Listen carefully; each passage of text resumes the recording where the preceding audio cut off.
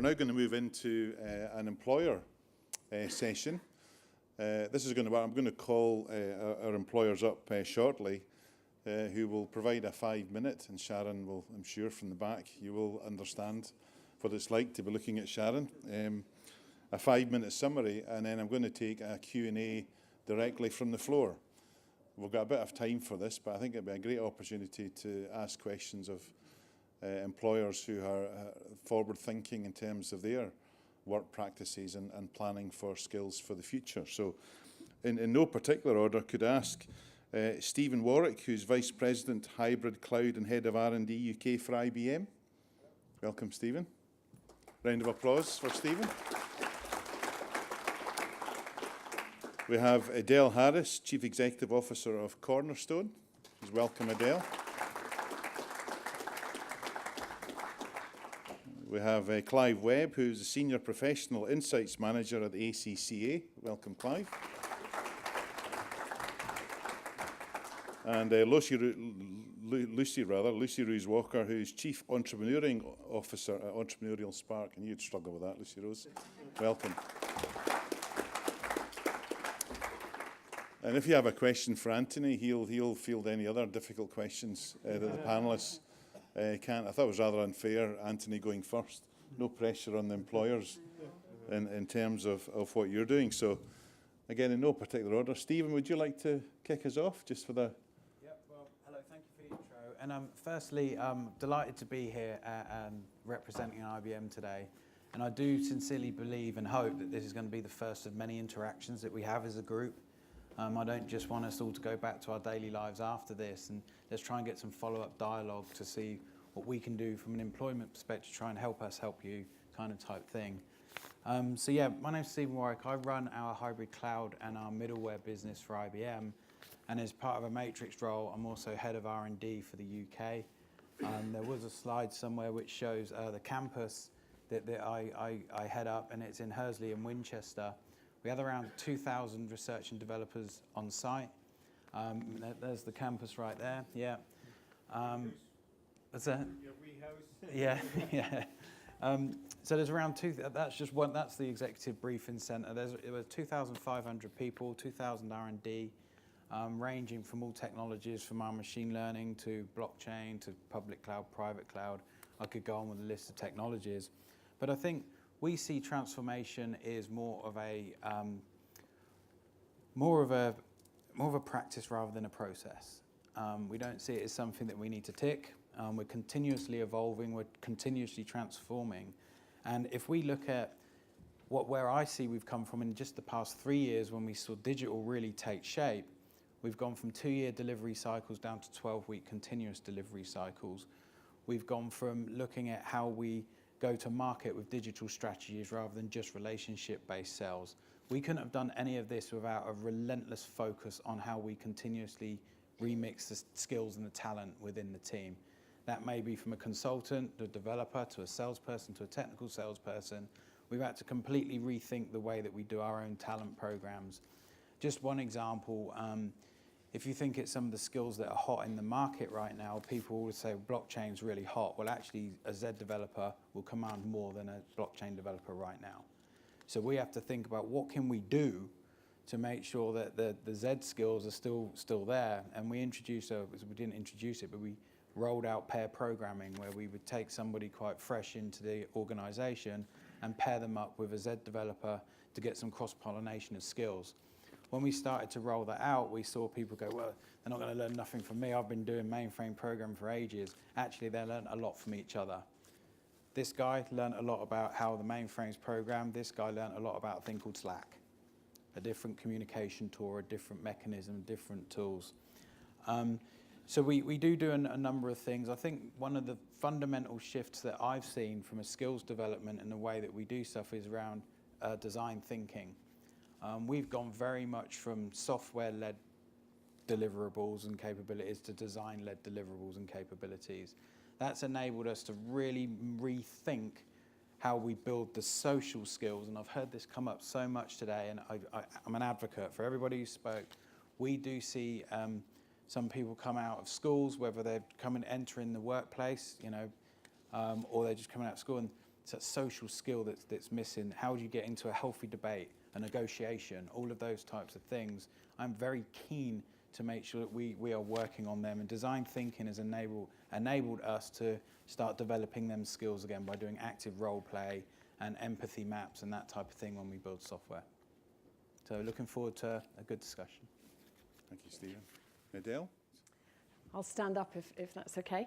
I'm Edel Harris, the CEO of Cornerstone. For those of you that don't know who Cornerstone is, we're one of the largest providers of social care services across Scotland, and there's a fair chance that we're delivering social care in the communities in which you live, if you live in Scotland. Our aim as an organisation is to enable the people that we support to enjoy a valued life, and a valued life is the sort of life that we all aspire to live. So I guess one of the reasons that I've been asked to come and speak to you today and join in this panel discussion is because we're going through some really remarkable transformational change within our organisation. And for those of you that know the social care sector, you'll know at the moment it's being described as being at tipping point. And it's at tipping point because it's a people business. There's not enough money going into the social care industry in the UK, and sadly it's not valued as a profession. If I had £1 for every time someone said I'm just a social care worker. And so part of our transformational change is to make sure that Cornerstone is sustainable in long time into the future, but more importantly we have an ambitious goal to transform the way that social care is commissioned, is funded, is delivered, and most importantly valued in the United Kingdom. So how are we doing it? Well, we have been inspired by study visits to other parts of the world, and we've borrowed all the great ideas from lots of successful businesses. And we're introducing a network of self-managed, self-organised teams in local communities. We are taking out, we've got a 9 layers of management structure, or we did have, and we've now gone to a completely flat structure. And the essence of the model, which we're calling Local Cornerstone, is about putting the people that we support genuinely at the heart of everything that we do in local communities, but most importantly, genuinely demonstrating that we value social care as a profession. It's described as low-skilled, and we've heard today over and over again about how we need to invest in skills, but we really need to change that language and stop talking about certain professions as being low-skilled. If you have a loved one in your family, and many of you probably do, an elderly parent that's got dementia, or a neighbour that's receiving social care, or a child with a disability whose lives you're literally placing into someone's hands, do you want that person to be low-paid and low-skilled? So our whole transformational model is about upskilling our social care workforce, paying them a decent and far more than the living wage, which is what most people earn in social care. And the way we can do that financially is by redirecting all of our resources to the front line, investing in training and all the things that Jonathan was saying. It's lovely when you have a great idea and you come to a conference like this and you find out that there's some theory behind your great idea. But giving people who care for people in our communities, trusting them to do a good job, allowing them to use their initiative and their creativity, allowing them to determine what tasks they do and don't do, allowing them to organise their own work. So that's really at the heart of the transformation that we're going through, and going from a 9 management tiered structure, an organisation with 183 policies and procedures, even one on how to drink water safely. We're a very regulated industry. We're transforming all of that, and we're saying to people, we trust you. You determine your own learning and your own development, your own training. We believe that you are motivated to do the best for the people you support, so you get on with it without management interference. There's a lot more to it than that, but in 5 minutes, that's about all I can capture. But I'm very keen to answer some of your questions, say a little bit more about it in the Q&A. Great, thank you, Edel. Clive. Okay, thank you. From one of Peter's slides this morning, the accountancy profession, which is what I represent, was one of the most threatened industries from digitalisation. And that, for me as a professional body and the representative of a professional body, creates a number of challenges. And just to give you a bit of context, ACCA itself represents about 9,000 students and members here in Scotland. That's representative of a total of about 198,000 members worldwide, 468,000 students. So it's a large organisation. And I think one of the challenges for us is this move of automation, some of the things you alluded to in terms of blockchain, in terms of robotics, in terms of artificial intelligence, but also the drivers of what industry and you as consumers of the trust that you put in accountants and other professional bodies actually needs.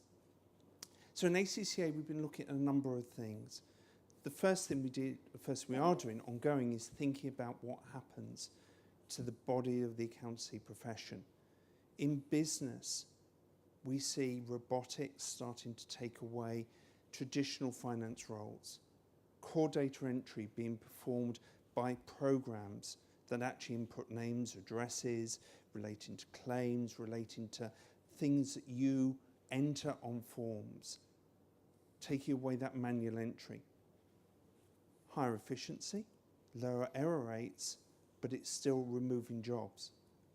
And every time you hear that story, somebody says, oh, don't worry, those individuals were replaced by other individuals doing higher grade roles.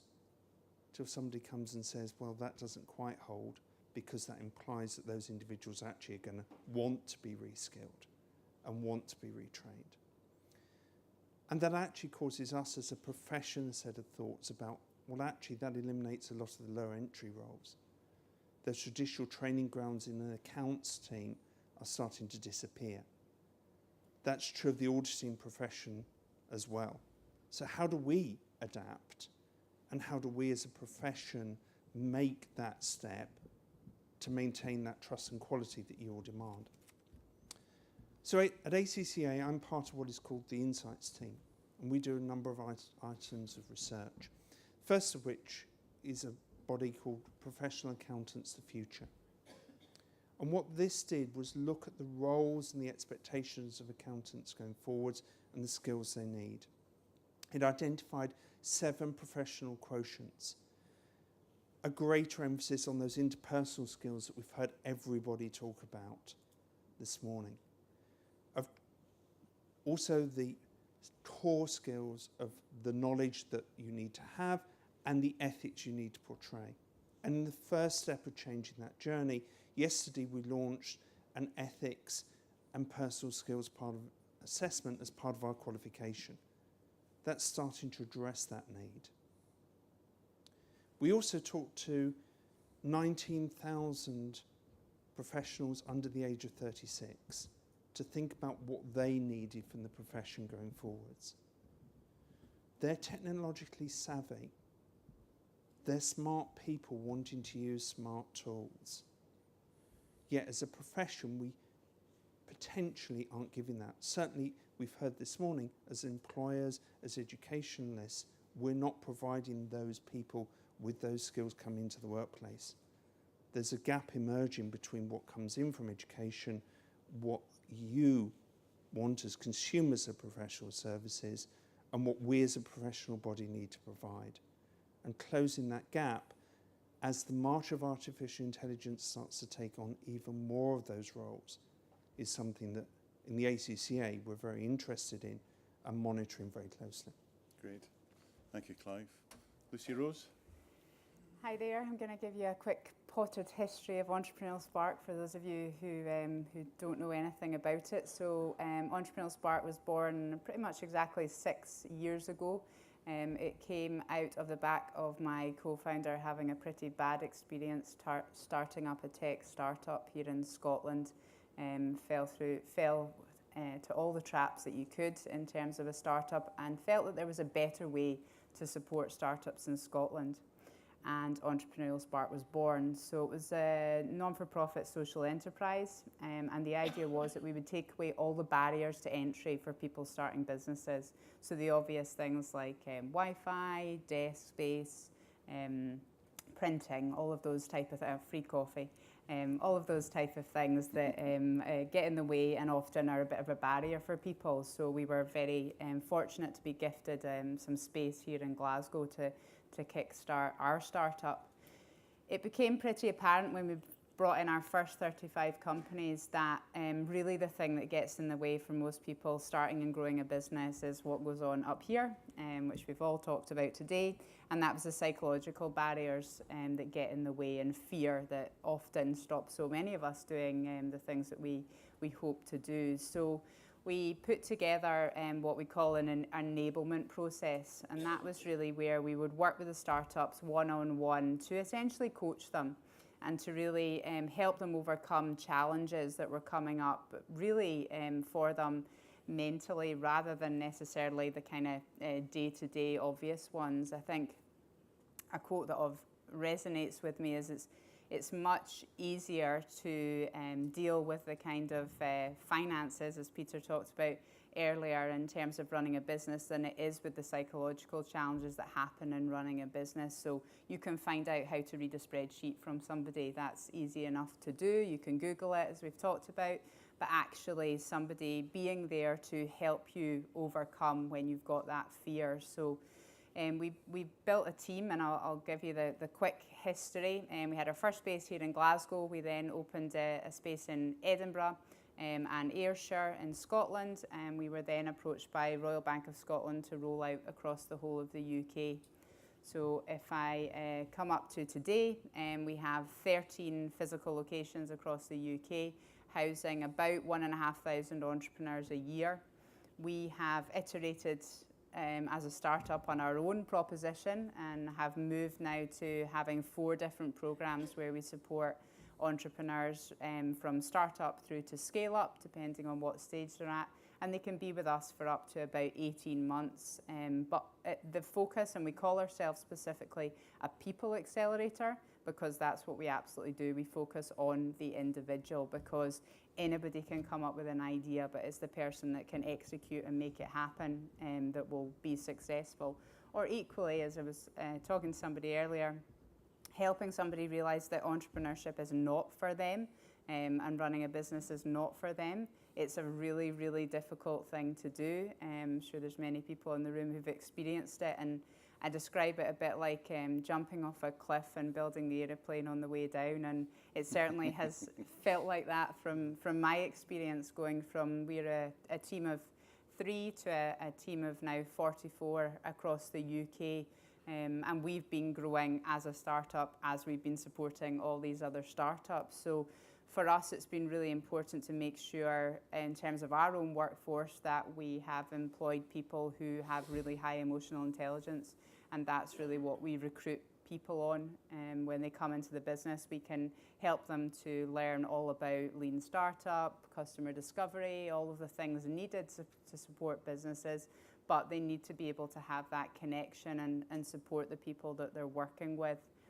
So for me, and very much in the context of today, it's about being able to think like an entrepreneur. So whatever context you work in, and whatever you're doing, whether it be within a business or starting your own business, and as we move into the world that we're very much in and moving into with the fourth revolution, it's about being comfortable with being uncomfortable. It's about creating new networks. It's about seizing opportunities. All of the things we've discussed today, and for me, that's the one thing that we teach people, and I suppose encourage them to embrace throughout the work that we do with entrepreneurs, and more recently doing that with entrepreneurs as well. So working with the Royal Bank of Scotland staff, we've worked with about 3,500 of them to help them think more entrepreneurially as well. And whether that be somebody sitting in the risk team, developing a less risky form that people have to fill in and is slightly more customer friendly, or whether it's somebody out dealing with a customer or an entrepreneur out in one of the branches. It's just getting people to think differently in what they do every day.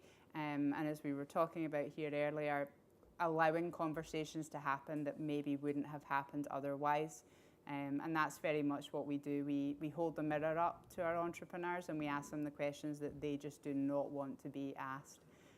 So the future for us is to continuing to work with entrepreneurs, but also working very much with businesses and academia as well, in terms of how do we continue to think like entrepreneurs as we move into this new future. Thank you, thank you, thank you to all our panellists. Now we're going to open up to a Q&A. We've got about 30 minutes, half an hour, 40 minutes for this. If you'd like to ask a question of any of our panellists, please raise your hands. We've got 2 roving mics, I think, Sharon. So it'd be good if you want to ask a question, just your name and the organisation that you represent would be very helpful. Here's the first question over here. Hello, I'm Roy Bowdler from the Institute of Engineering and Technology. I'm not Peter's ranting production manager that he mentioned earlier on, but my thought is, and this is to all the panel members, there are a great many jobs in which people are very satisfied and very well rewarded. For example, I'm flying home this evening. I hope that my pilot isn't constantly thinking about how to exercise initiative. I hope that he's following procedures and air traffic control instructions and all of those things. So we have an economy that still contains a lot of high value added and well paid and successful, arguably professional jobs. And we need to make sure that we maximize people trained to do what is there now. I mean, how far are we away from pilotless planes, driverless trains from next door and these sort of things? So I think we need to be in the here and now as well as in the blue sky. So that would be my thoughts to employers. How do we move 5 and 10 years forward? And will that take us to pilotless planes, or are we trying to get a bit ahead of ourselves sometimes? Thank you. You want to answer that? Adele? Well, I'm not sure I can answer it exactly, but I guess I've got a view on it. And you're quite right that, by their very nature, all of the jobs we do should carry a degree of professionalism, and there is a context, I think, within which all the things we've been talking about today need to happen. So yes, if you've got a pilot, you want them to be following all their training, and you don't want them using their initiative in some kind of balmy way. But even within being a pilot and within that working environment, the self-worth that they must have, because they're a recognised and valued profession, they've got status, they are well rewarded. And so for me, a lot of the things we're talking about are about making people feel the best that they can be when they're at work, and also about them feeling valued whatever job that they do. And if you can capture those 2 things through some of this emotional intelligence, or through this entrepreneurial thinking, or through just saying to someone, we trust you to do a great job, you work out how you do that, then they're going to be happier at work, and they're going to come to work and do a great job, and that's going to help our businesses. So I think, like a lot of things in life, is a balance between, we want to be looking to the future and doing that blue sky thinking, accepting where we are today. But for me, it's about not just investing in the pilot's technical skills, but investing in that individual person's ability to be in control of their own working life. Just to add to that, I think it's equally important where you invest in the future. You have to also invest in succession planning, to make sure that you've got the right pipeline of talent coming through to be the next pilot. So that's something which is really important. and to pick up on that point, I think one of the challenges is we are going through a pace of change. We don't know what 10 years, 5 years, 3 years looks like. That acceleration of change is happening. What we do know is that the people coming into the workplace at the moment are not prepared, probably, for that shift.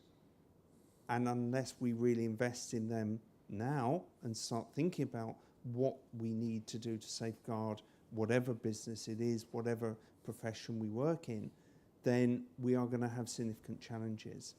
And I think it is that foresight and that ability to question, but to protect the generations, that we need to get our minds around. Absolutely. Yeah. As well, there's a big element of personal responsibility. So I think you also sit in your own job and you don't rest on your laurels that it is necessarily going to be there in the next 5 years as well. So yes, you can be very much supported by your employer and they can help you in terms of your own development, but you have to take responsibility of that too. And where do I want to go and what am I looking to achieve? And therefore, how do I need to upskill myself? So, you know, you're not going home every evening and every weekend and sitting watching Netflix. You're thinking, well, what do I need to do? You know, how do I need to learn to be better as well, and wherever that path might be for you. Thank you. Thank you for the question. Next question, please. I'll give you advanced warning. I know a number of people in this audience, so if you know me, you can expect a question. Yes, in the middle. Hi, Matt Tyrer from the University of the Highlands and Islands. I've got a question relating to healthcare, and I think is also linked to something we were talking about on our table around teaching and how we value these roles, which are obviously so important. And I was struck by what sounded to be your solution to trying to make those roles more high valued is effectively cutting a lot of your own internal costs, because you can't change the way society is viewing those roles, so you're having to try and figure it out for yourself.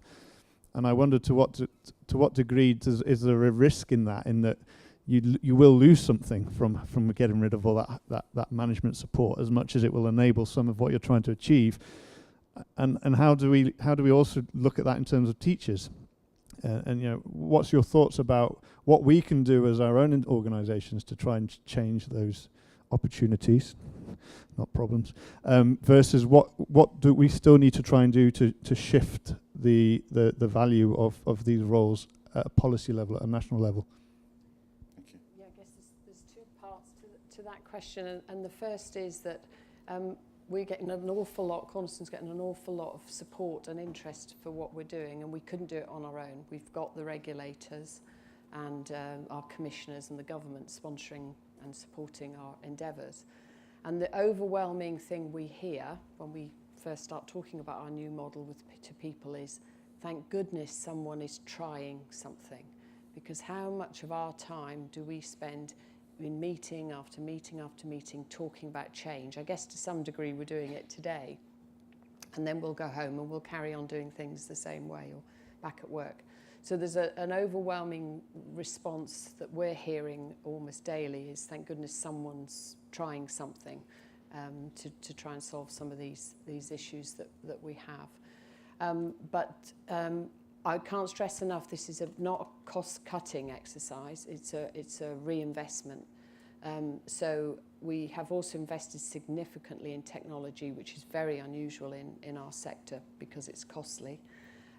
So that's where a lot of our efficiencies are coming. We're reducing our central overheads by 50%. So we're having less offices because people have mobile technology. We don't need all the jobs at the centre. If in our industry, recruitment is constant. We would be recruiting about 20% of our workforce all the time. People don't stay in social care for not long time. There's exceptions to that. So if you imagine a place where people are better rewarded, they're more valued, they feel like professionals, they're upskilled, they love coming to work, then in theory, you don't have to keep spending this money and all this time and all this effort on recruitment. We certainly saw that in Holland. The organisation we've been inspired by, don't spend 1 penny on recruitment. People queue up to work in their organisation. So a lot of the inefficiencies are coming out not just through removing managers, but through other things. But on the management piece, and this is hard for our own workforce to understand, what we're saying is you're the same person, you have the same skills and the same experience and the same loyalty to this organisation. We don't want to lose you. You're just not a manager anymore. Nobody in our organisation is called a manager. So you go into the team and your skills and your experience and the respect that your colleagues have for you is still there, but you are an equal. And that's the way we're trying to approach it. And on the teaching thing, I would love it if we said to teachers, your job is to teach, off you go and work out how best to do it yourselves without anybody else interfering. And that's the sort of principle of the change to our culture. Everyone knows what our charitable purpose is. So why don't we just let them work it out in the communities in which they operate without other people thinking they need to tell them daily what tasks they need to do to achieve that purpose. And I think if we could do that in schools, it would be quite refreshing. We did something very similar as part of our transformation, and people were managers and they became, they removed the manager flag kind of thing, but we did it in a way probably like you did in terms of empowerment. So we reduced the command and control structure where we had to have 5 different reviews so somebody could go and buy a pencil, and we just empowered the managers, or there was a layer of management, but we just lowered the centre of gravity in terms of what people could spend, and we found that had a tremendous impact on engagement and morale and stuff. Thank you. Jim?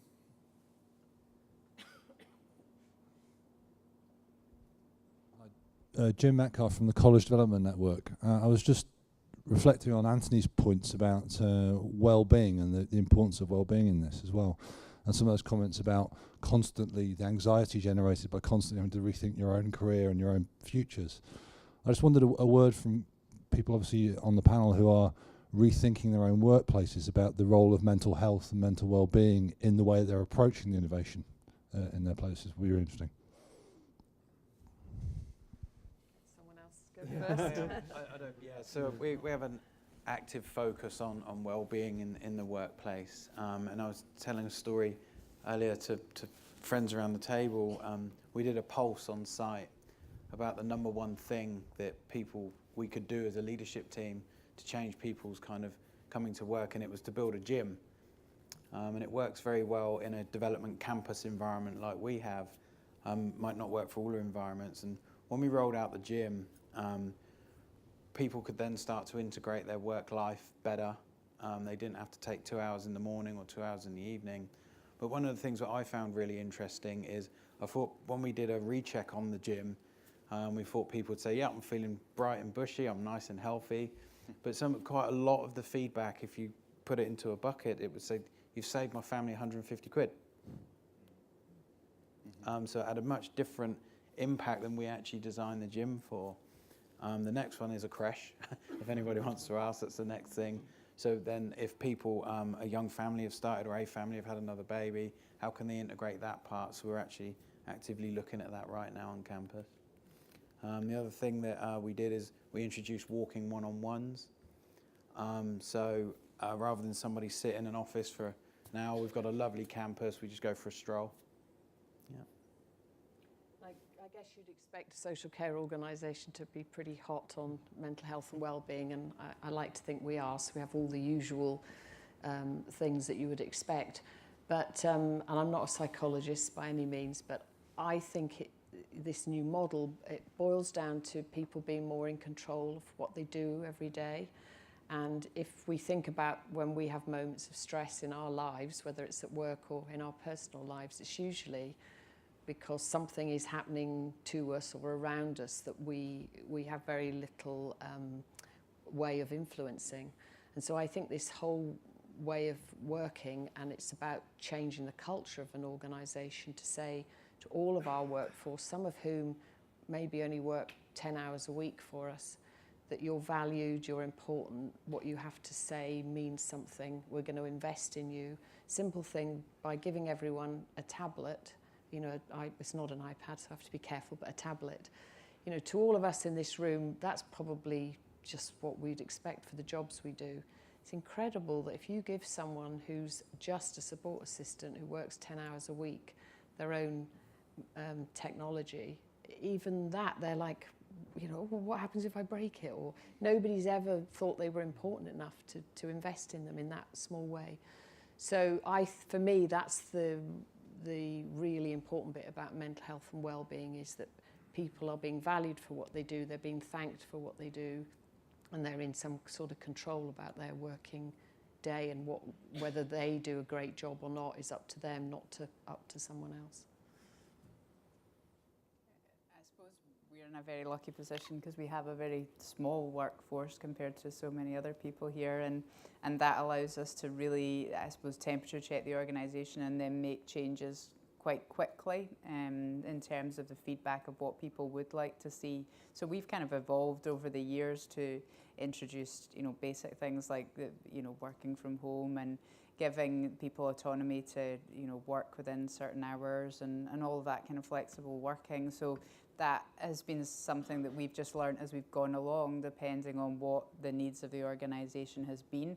I think what is really important, I suppose, for me in the startup world is being really honest with people about the organisation that they are coming into. So my role at Assessment Days is really to deter people taking the job, because I want them to understand the environment that they are coming into. Not that you don't have a level of well-being, but it's a very fast-paced environment, and like being an entrepreneur and being in that environment, you have to want to do that. So we're very upfront about the type of environment you're coming into, and you need to want to do that. And what I often say to people, we don't have a kind of structure where you come in and you're going to have this career progression for the next 10 years, but you're kind of coming in and doing your tour of duty almost in the entrepreneur space that we're in, and we'll make you awesome in the time that you're here for the 2 years or whatever it is, and then you go off and can be a game changer in the world doing something else. So for me, it's being honest about the environment you're coming into, but making absolutely sure that you're looking after that workforce who are there, and listening to them, listening to what it is that they want. Clive? I can't speak for my organisation because it's a slightly different matrix. Yes. The one thing I would say out of this, though, is that one thing I see, the pace of change, particularly as technology affects the roles of people, is creating a large amount of uncertainty.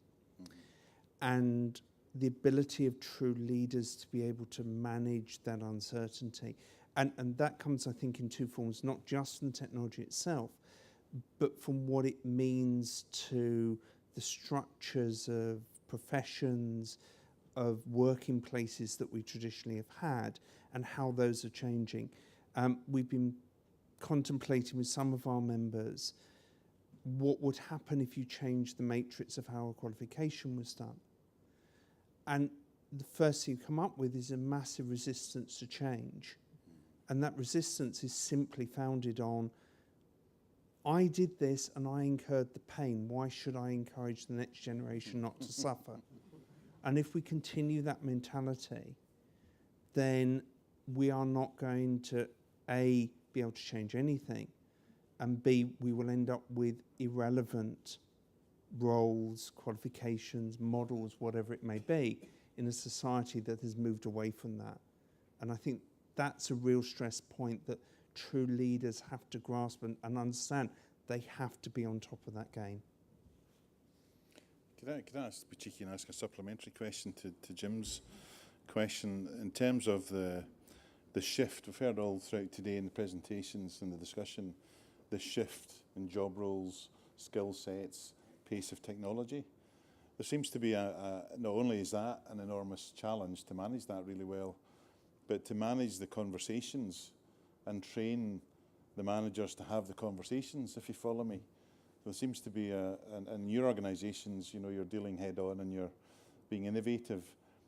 How much attention have you, I think I know the answer, but how much attention, or can you share with us the conversations or the structures that you've put in place maybe 12 months ago to manage the managers who are having the difficult conversations? Stephen, I don't know if Adele. Yeah, the please. short answer from me is not enough. If I'm honest, it's a massive change, and we're all resistant to change. And even though we've got a majority of the workforce buying into the principles, when it comes down to something that they have to do differently, then you obviously get the resistance. And because we're removing layers of managers, the very people we need, so our frontline managers, as they would have been, they're the very people we need to inspire the teams to make this happen. They're the ones who are worried about loss of status, career progression in a flatter structure. Am I valued anymore? Because I used to be a service manager and I'm not anymore. So the short answer is you probably can't do enough of that. And we've made some mistakes without any doubt in terms of, obviously not deliberate, but I think we should have spent a lot more time at the start of the change process, listening and engaging and answering those very personal questions. What does this mean for me? Yes. Stephen? Coming from a technology provider side, a lot of the customers that I speak to or partners that I speak to are looking at technology to help them become more effective with the budgets they have rather than cost cutting.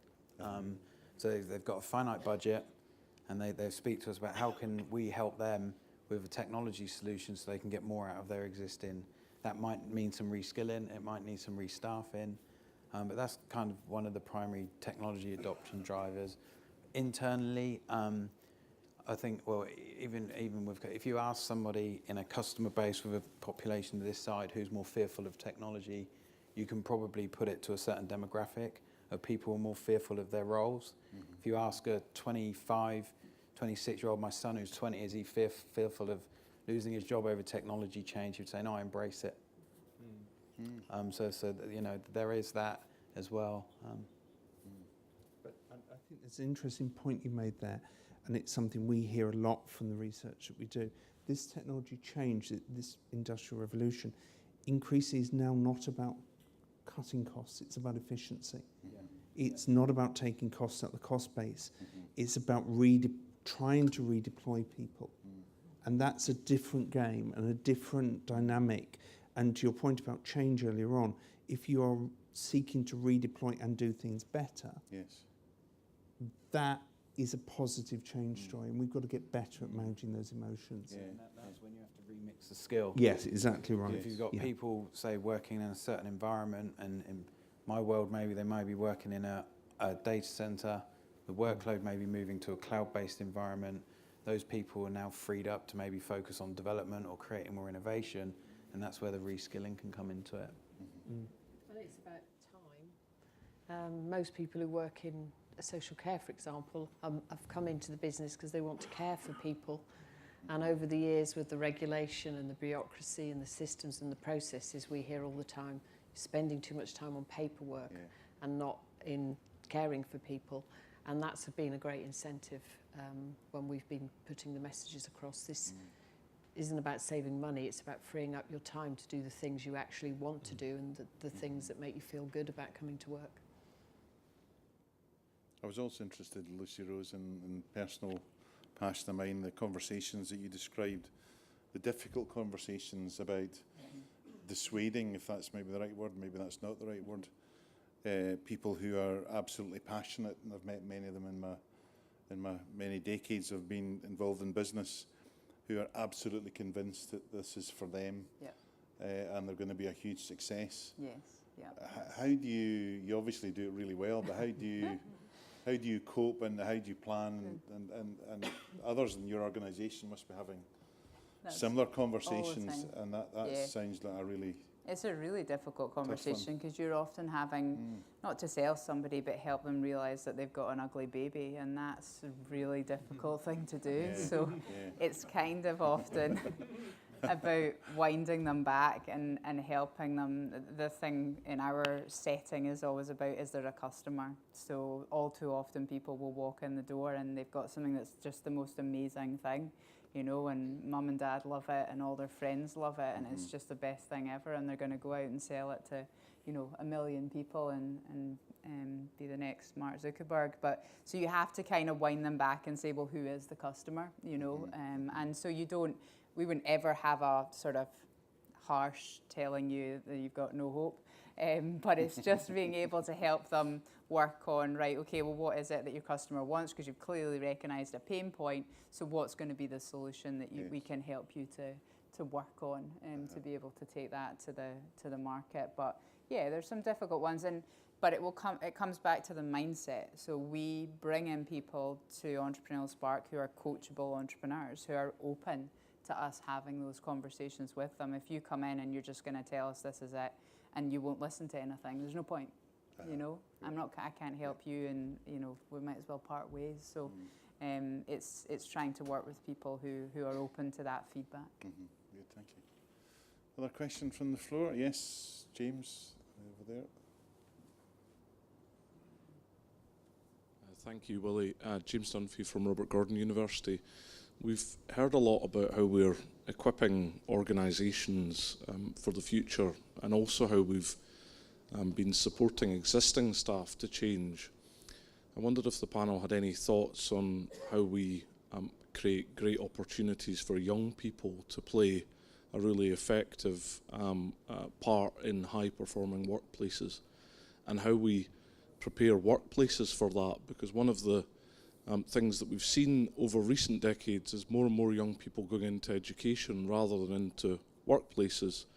And workplaces obviously have had a much more aged population, and as we look to the future, we know that needs to change. So any thoughts on that would be very welcome. Who wants to go happily volunteer? Don't mind. Stephen or So, Adele? do So you the go question, first? just to, I couldn't quite hear, so the question was, how are we enabling Encouraging young people into the workplace. Yes, I think there are a couple of things we're certainly doing. We have a number of programs that we run, obviously apprenticeships and graduation programs, all of the stuff you'd expect from a multinational corporate. But we've actually, from a development and engineering perspective, we put in place like a 3-month boot camp now. So anybody who comes on board at an early professional hire, whether that's somebody out of school or somebody who's returning to the workplace, we put them through a boot camp. The other thing that we've done, we've had a focus on buildings as well and work environments. And we've actually been asking new joiners to help us reshape the workplace in how they want it to be. It doesn't mean they need to be we don't need to look like the funky startup in Shoreditch, but we need an environment where people want to come into work and they can innovate and be creative. So there are a couple of things that we're doing. I guess for us, it's we need young people to come into the profession. It's not a profession that I think many conversations are happening at school about. I'd really love to go into social care. We tend to have either, sadly, people who can't find work elsewhere, or people who haven't gone on to higher education. This back to it being seen as a low value profession, which we're trying to change. But we know with the ageing population, I mean, when we're all older and need support, there's not going to be enough young people there to support us. So we do a number of things in partnerships with colleges, Get Into Social Care programme that we run in partnership with the Prince's Trust Scotland. And we spend a lot of time trying to raise the profile of the profession as a profession, not just a job that you do when there's nothing much else to do. And the other key part in relation to young people is we get a lot of students who are usually nursing or social work students, sometimes other students, who during their term time will have a part-time job and they'll work in social care while they're studying. And what we want to do is to try and hang on to those graduates, and our aspiration to pay this new social practitioner role at what a nurse or a social work graduated person would get paid on entry is part of the change that we're trying to make, because we want people who've graduated from university in associated professions to see Cornerstone as a career, not just as I'll do this in the summer holidays while I'm studying. So we're working hard on it, but I think we have to listen to young people, because they're coming into our workplace and they want completely different things than the things that we maybe traditionally have offered. Demographic of our workforce is female aged between 42 and 55. And not that that's bad, I'm in that group myself. But you know, we need to broaden that and make this something that young people are excited. And I think it's not just about getting them in through the door. It's what do you do in the year 2 to 5, 2 to 6, and how do you make sure that you're keeping the skills up to date, the work current, the work exciting. And it reminds me of that Dilbert sketch, and I think somebody touched on it earlier, which is what happens if we invest in this person, they leave? What happens if you don't and they stay? So we're continuously looking at how do we get those skills updated to keep people with us so they have a long and prosperous career. I think for the accountancy profession, it's becoming a slightly different thing. Increasingly, the larger accountancy firms are choosing more to recruit from school than they are from graduates. They will then create programs that embed some of the university offering as part of working life. There are two reasons for that. One, it is about getting high-performing talent who do not want to go to university into a profession, and that's increasingly becoming a fundamental part of the route into the accountancy profession, certainly in the UK, not just the UK though. The other thing I think is a realisation that the skill sets that the younger people bring, particularly around data, particularly around their analytical abilities, they probably hone them by doing things, as somebody described it to me the other day, in their bedroom at 9 o'clock at night. Those are the skills that we need. So the profile traditionally of what we would have recruited is now very different. So actually you're seeing a lot of change in the way younger people are being attracted for different reasons. And the professional qualifications as a result are starting to need to evolve to reflect that. I think that's a model, but I totally take your point. As a profession, what do we do with them to retain them in the 4, 5, 6 year point? Because one of the things I think that's dawning on us is we run the risk in 10 years, 15 years' time of not being able to have the CFOs that will get to those scaled up startups of today that can support them in that generation. And somewhere along the line as a profession, we have to adapt what we are doing to create ourselves more long-term sustainable. And that's both in the audit side of it and in the industry side of it. So there's a lot there in that sort of answer and that question. From our perspective, it's very much, I suppose, from interns in terms of companies employing them, the key word being employing them, and we're pretty clear when it comes to having people working within the startup businesses. They maybe don't have a huge amount of money, but it's important that everybody is paid. And also the big thing for us around bringing in interns, it's not kind of, you know, somebody to just come in and do a bit of admin or a bit of desk research. You need to actually spend time with these people who are coming in, and you need to really help them to take away an experience from that. Or in some cases, and which was one of our cases, they're employed by us in the future, and one girl in particular has been with us for 3 years now, who started out as an intern. But it's investing your time in those people that's really key from our perspective. Thank you. Question for David in front here. Thanks, David. Thanks, Willie.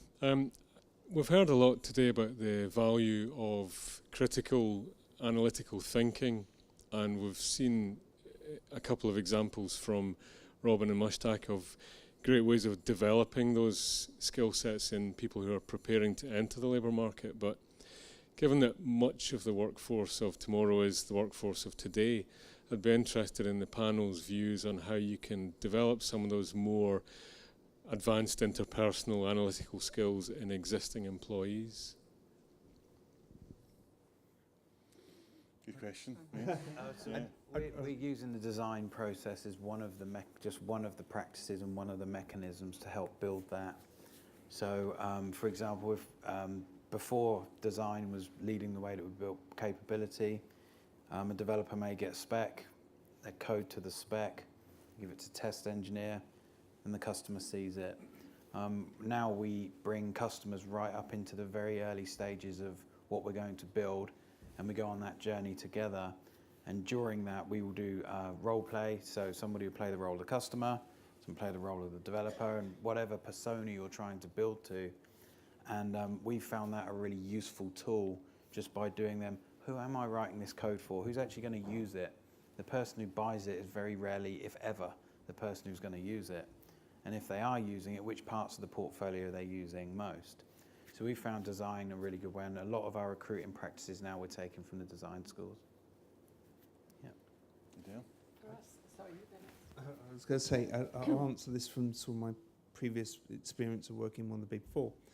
I think it is one of the things, certainly, that as an employer they were not willing to invest in.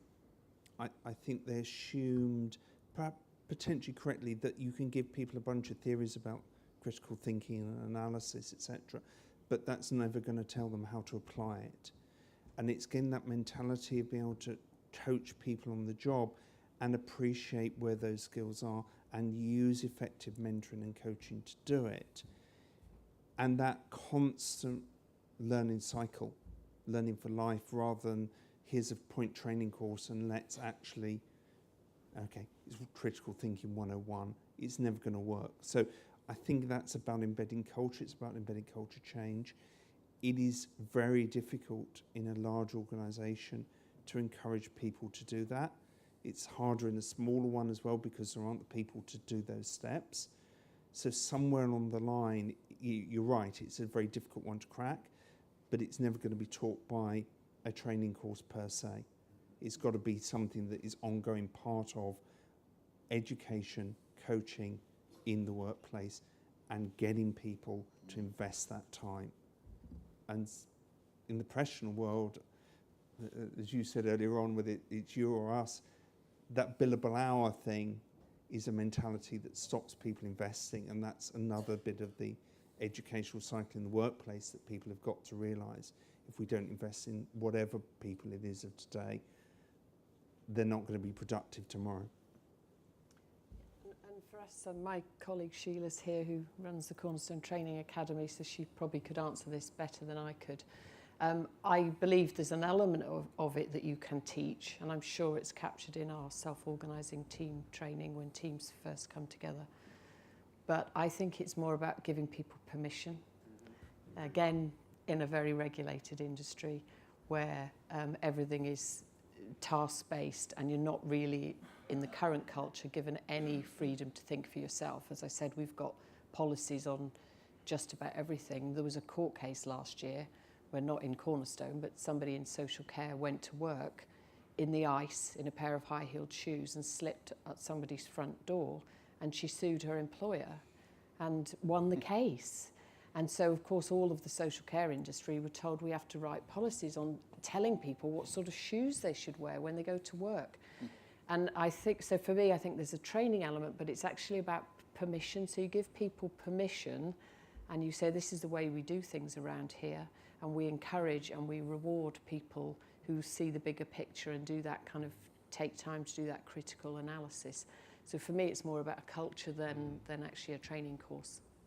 Yeah, I suppose very much for our entrepreneurship programme that we were doing with Royal Bank of Scotland, it was the same concept. It's about giving people tools in terms of creativity and thinking differently, but then what is the application in your actual day job, and then them being given permission to do that day to day, because as you say, it's great, you can come along and have a day where you learn lots of things and tools to take away, but if you don't do anything with them, then what was the point? So for us, it's about then holding people accountable after that in terms of checking in, how have they been able to use it, and making sure that that is something that has been worthwhile to the organisation in terms of their long-term outcomes as well. And what you do when things go wrong. Yeah. Which is probably the biggest challenge. Well, there's lots of big challenges. I think I've said that 6 times today. It's the biggest challenge. It's one of the biggest challenges in this type of culture is that if you give someone that permission and that freedom and then they make a mistake, how the organisation responds is absolutely critical, because you would just kill dead that value in one fell It's not just if they swoop. make a mistake, it's if they perform well, it's giving that feedback as well. Yeah. It is this ongoing cycle of learning, not just the failure or the positive. It is you're developing these skills. You're learning from others. One of the other tools that we use is shadowing. We have a shadowing program, so certain people, if they have the ambition to do whatever they need to do, they will go and spend time with that person, learning about how they make informed judgments, learning about how they, you are the they then, right? There's always they stop spending, they won't let me spend. Well, these people get to live in the lives of the they. And I think, for me, one of the biggest decisions I have to make every day is what not to do, not what to do. So that's always what I'm thinking of. So on these shadowing opportunities we give people is how do we come up with the right set of data to be able to make those decisions? shadowing is very powerful for us in terms of developing that critical skill. We have sadly run out of time. It's been a really quick 40 minutes, flown by. But in the needs of time, we're going to have to draw this to a conclusion. Can I first of all thank the audience for our questions, very insightful. But more importantly, can you join me in thanking our panellists for their responses today?